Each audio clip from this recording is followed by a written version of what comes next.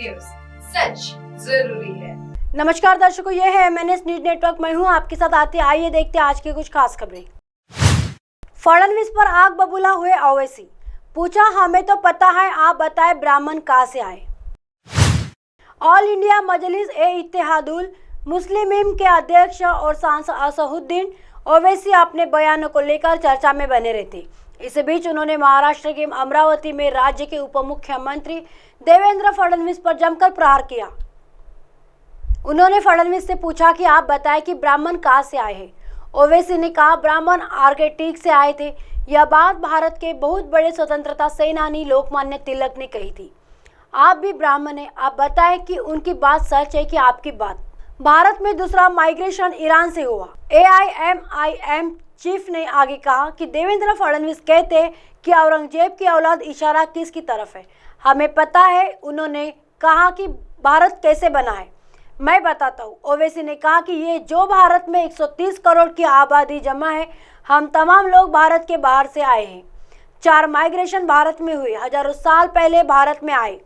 65,000 साल पहले Devendra Fadnavis south Africa से लोग भारत आए थे। दूसरा माइग्रेशन ईरान से हुआ। तीसरा ईस्ट एशिया और उसके बाद सेंट्रल एशिया से लोग भारत आए। भारत का कोई है तो आदिवासी लोग हैं। उन्होंने कहा, असल में भारत का कोई है तो आदिवासी लोग हैं। आदिवासी द्रविडियन असल में भारत के लोग हैं। देवेंद्र फडणवीस, बताओ तुम कहां से आए। औरंगजेब तो बाद में आया है, मैं तो कह रहा हूँ 65,000 साल पहले अफ्रीका से आए थे। देवेंद्र फडणवीस, हमको ज्यादा ज्ञान मत दे, हमारे पास भी ज्ञान है। मुसलमान को नहीं बोले, हमें पता है कि आप किसको बोला। आप शैतानों को बोले क्या, आप गोडसे की औलाद को बोले क्या।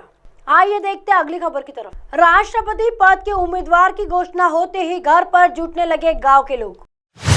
द्रौपदी मुर्मू को मोबाइल फोन का ज्यादा इस्तेमाल करने की आदत नहीं रही है और इसी कारण शायद उन्होंने अपने जीवन की एक बहुत महत्वपूर्ण कॉल मिस कर दी थी। यह कॉल उन्हें प्रधानमंत्री कार्यालय से आई थी। ये बताने के लिए उन्हें राष्ट्रीय जनतांत्रिक गठबंधन राज्य की ओर से राष्ट्रपति पद का उम्मीदवार बताया जा रहा है।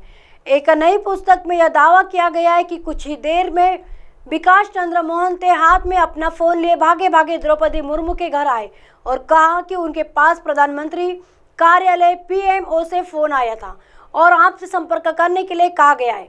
मोहन तो झारखंड में उनके OSD विशेष सेवा अधिकारी रह चुके थे। हाल में रूपा प्रकाशन द्वारा प्रकाशित पत्रकार कस्तूरी ने की पुस्तक Droupadi Murmu from tribal hinterland to Raisina hill में 21 जून 2022 की इस घटना का जिक्र किया है। रे ने इस पुस्तक के जरिए एक शिक्षक से लेकर सामाजिक कार्यकर्ता, पार्षद से लेकर मंत्री और झारखंड की राज्यपाल बनने से लेकर भारत के पहले आदिवासी राष्ट्रपति बनने तक की मुर्मू की यात्रा को रेखांकित किया है। आइए देखते हैं अगली खबर की तरफ। समान नागरिक संहिता देश की जरूरत, मेघवाल।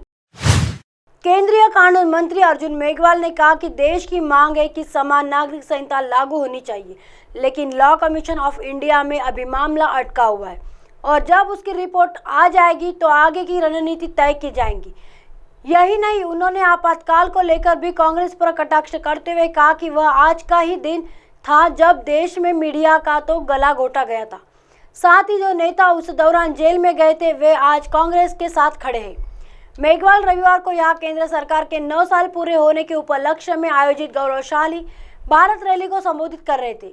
उन्होंने वर्ष 2024 के लोकसभा चुनाव के लिए जनता से भारतीय जनता पार्टी तथा प्रधानमंत्री नरेंद्र मोदी का समर्थन करने की अपील की। रैली में विशिष्ट अतिथि के रूप में भाजपा के प्रदेशाध्यक्ष ओम प्रकाश धनखड़, केंद्रीय मत्स्य पशुपालन एवं डेयरी राज्य मंत्री डॉक्टर सचिव बाल्यान, रैली आयोजक सांसद डॉक्टर अरविंद शर्मा, पूर्व मंत्री मनीष कुमार ग्रोवर आदि भी उपस्थित रहे। केंद्रीय पशुपालन मंत्री संजीव बलियान ने भी कांग्रेस पर जमकर कटाक्ष करते हुए कहा कि हरियाणा में तो नौकरियां बिकती थी जो बीजेपी ने बंद करवा दी, लेकिन अब विपक्षी दल जातिवाद का जहर घोलकर राजनीति कर रहे हैं। यही नहीं, देश में कोई भी घटना हो, आंदोलन हरियाणा में किया जाता है। भाजपा प्रदेश अध्यक्ष ओम प्रकाश धनखड़ ने कहा कि कांग्रेस के पापों को जनता याद रखेगी और आपातकाल को किसी कीमत पर भुला नहीं पाएगा।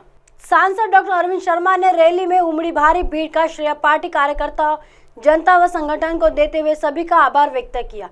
इस अवसर पर प्रदेश महामंत्री डॉक्टर पवन सैनी, लोकसभा प्रभारी राजीव जैन, लोकसभा संयोजक आनंद सागर, विधायक लक्ष्मण यादव, विधायक मोहनलाल बडौली, चेयरपर्सन मंजू हुड्डा, मुख्यमंत्री के मीडिया कोऑर्डिनेटर राजकुमार कपूर, भाजपा महिला मोर्चा की प्रदेश अध्यक्ष सुनीता दांगी सहित कई कार्यकर्ता मौजूद रहे। अब आप हमारे चैनल को आपके मोबाइल पर भी देख सकते हैं। मोबाइल ऐप पर देखने के लिए प्ले स्टोर से MNS news TV app download करें। इंस्टॉलिंग ट्विटर, iQOO, फेसबुक और कई सोशल मीडिया के प्लेटफॉर्म पर हमारा चैनल उपलब्ध है। आप इसे यूट्यूब पर भी देख सकते हैं। आप हमारे चैनल को लाइव भी देख सकते हैं www.mnsnewstv.com पर। फिलहाल वक्त चला दर्शकों ब्रेक का। ब्रेक से लौटने के बाद देखिएगा देश और दुनिया की तमाम खबरें। बने रहिए MNS न्यूज पर। नमस्कार।